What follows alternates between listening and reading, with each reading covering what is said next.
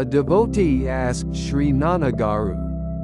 Buddha told his father Shuddhodana, "Despite residing in the kingdom, I never felt that the kingdom belonged to me. Therefore, I can beg now. I never thought that I had sacrificed the kingdom." This implies that Buddha's ego was annihilated even before he gave up his family. However, it is said that it took him 6 long years of penance to attain enlightenment. Why did it take him 6 long years? Sri Nanagaru replied. Even the charioteer posed the same question to Buddha after taking him into the forests. He asked, "You are abandoning your father, mother, wife and 6-month-old child. Is it right on your part?" Buddha replied, "I don't want to restrict my love only to my family members or the people in my kingdom. I am going away only to widen my love. I want to make my love universal." This is the answer to your question too.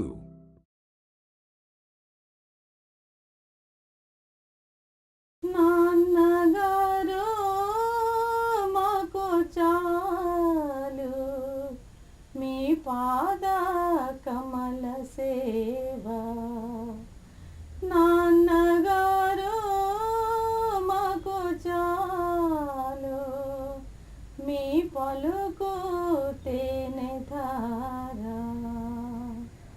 అమ్మ ఒడిలోన మేముంటే అన్య చింతలు మాకేలా. వడ్డించిన విస్తరుంటే వంట చేయు యత్నమేలా.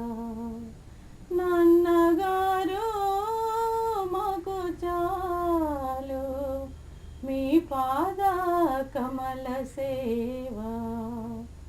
నాన్నగారు మాకు చాలు మీ పలుకు తేనె ధార. అసలు నేను మిథ్యా నేను అహంకారం మొదటి తలంపు. ఆ తర్కములేల మాకు ఆ చిక్కులు వలదు మాకు. నాన్నగారు మాకు చాలు మీ పాద కమల సేవ. నాన్నగారు మాకు చాలు మీ పలుకు తేనె ధార. జనన మరణ చక్రముల గణాంకాలు మాకు వద్దు. నరకనాక పాప పుణ్యాల పరిగణలు మాకు వద్దు. నాన్నగారు మాకు చాలు మీ పాద కమల సేవ. నాన్నగారు మాకు చాలు మీ పలుకు తేనె ధార. ఎన్ని జన్మలు ఎత్తినా అన్నిటా మిమ్ము మరువకుంటే. ఎన్ని జన్మలు ఎత్తినా అన్నిటా మిమ్ము మరువకుంటే. ఎన్ని యుగాలైతేనేమి నాన్నగారు మీరుంటే. ఎన్ని యుగాలైతేనేమి